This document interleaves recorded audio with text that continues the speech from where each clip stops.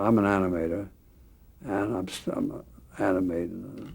Things weren't working at all. I mean, things were not being developed. I mean, it was just touch and go, and your career was going down the drain as fast as you arrived there.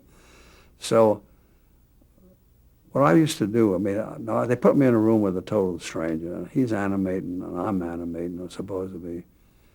And so I decide that I'm going to get under the desk when this guy leaves the room, and I'm going to haunt him, meaning that when he comes in and sits down, he hears this voice saying, "I am watching you." I could see him turning around going, "Where is that coming from?" Now, the door opens and Friz Freleng puts his head in. He's looking for me. I never met him before. So then he walks over to the desk and he looks under the desk. He says, "Can I see you?"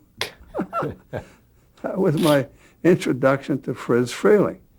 I said, "Okay." So I climb out.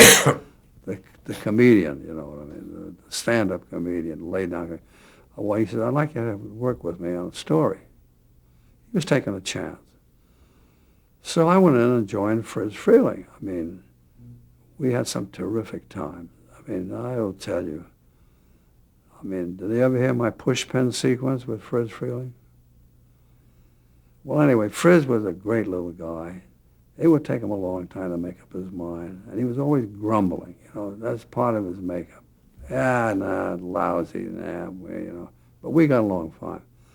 But the thing that developed in the industry was pushpin, throwing pushpins either into the wall or for money or into your shoe, right in the toe of your shoe.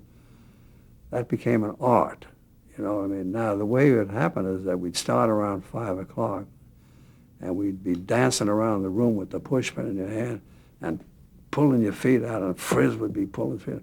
And I'd whip one down, and sometimes I'd get him right through the shoe into the foot. "Why you do?" Oh, he's cussing and hollering at me. Then he'd throw one at me.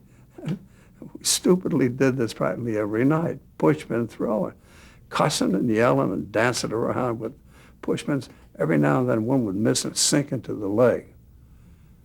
That didn't stop anybody. Everybody was doing it. It was a contest. Pushpin. Now, Disney used to do it, and Schlesinger did it. Either one of them used to throw these pushpins up to the ceiling.